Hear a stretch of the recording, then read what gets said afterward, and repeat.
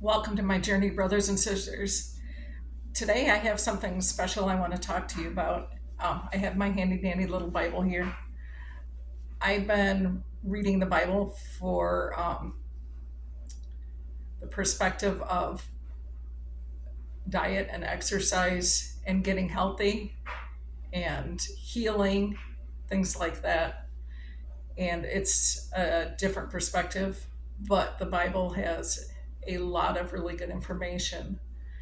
And one of the things that I looked at was how the dietary restrictions of the Jews change over time.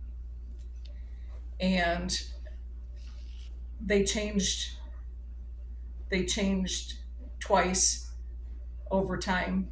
Well, or I should say they had three different objectives depending on where you are in the Bible. And the first of these appears in Genesis. And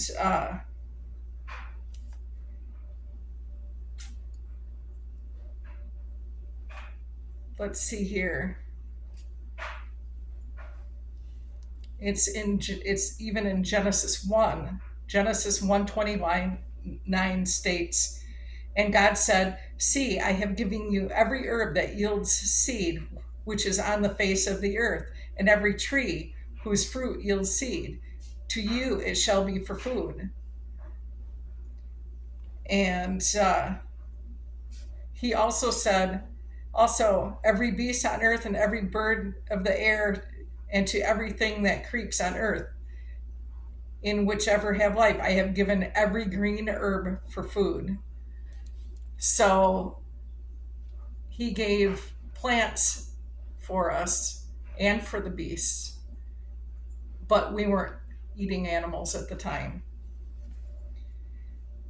But things changed a little bit as time went on. And after the fall, we had one tree we couldn't eat from, and that was the tree of the knowledge of good and evil. After the fall, after we disobeyed God,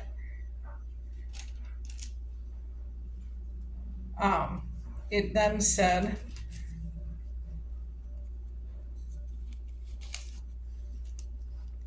"Cursed is the ground for your sake. In toil you shall eat of it all the days of your life. Both thorns and thistles shall bring forth for you, and you shall eat the herb of the field. In the sweat of your face you shall eat the bread, till you return to the ground, for out of it you were taken. For dust you are, and dust you shall return."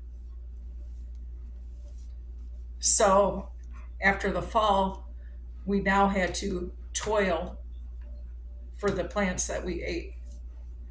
But nowhere in this part that I could find, and if you can prove me wrong, if you know something that I don't, I would really appreciate you PMing me, give me a message, and letting me know where that is, because I couldn't find it. Nowhere does it say at this point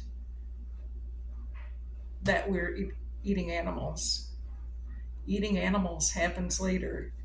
Eating animals, according to what I can find in here, doesn't happen until we get to Noah. And in Noah, it states,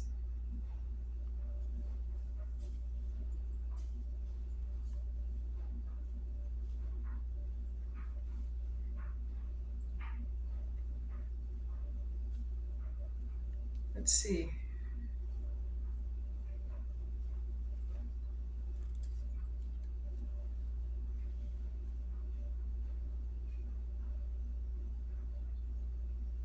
"Every moving thing that lives shall be food for you. I have given you all things, even as the green herbs." But you shall not eat the flesh with its life, that is, its blood. So that is in Genesis 9, where we are given both the animals and the plants to be able to eat. My question then is, if you go back to the story of Adam and Eve, to after, or to when Cain murders Abel,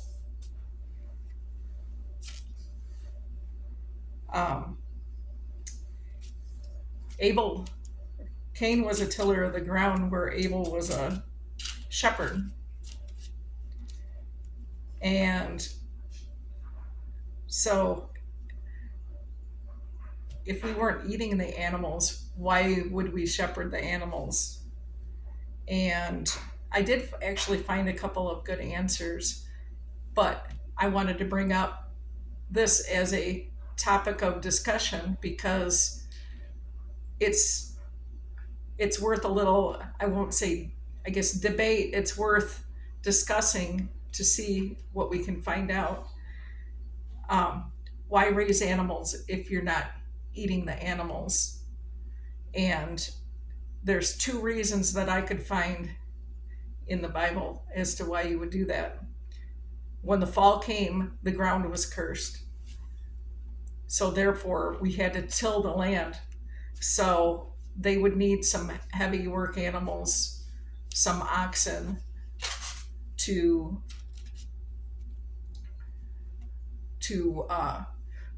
help plow the land, to help work the soil and stuff like that. And the biggest reason I found was for sacrifice, because already they were giving to the Lord. And the reason why Cain murdered Abel in the first place is because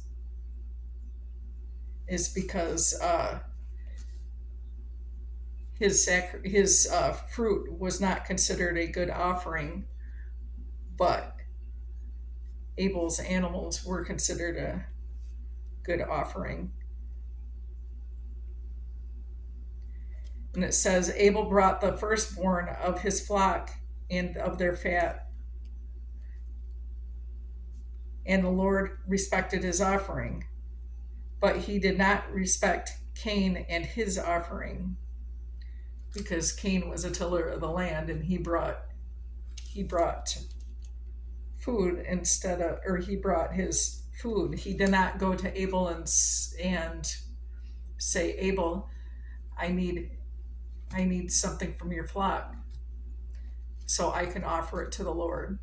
And in here, I believe that is what the Lord was looking for. So we have two reasons why you would raise animals, even if you aren't eating the animals. And those reasons would include, or are, a sacrifice to the Lord and to plow your fields with. And if any of you want to join in this conversation, I would love to hear from you. I would love to hear what you know and what you've studied and what's God's brought to you and your heart on this. I'm going to go through more of this later on, but that's what I have for you for now. Give it some thought. Tell me what you think. Tell me what you know. Praise God. God bless. Love you all. Have a great day.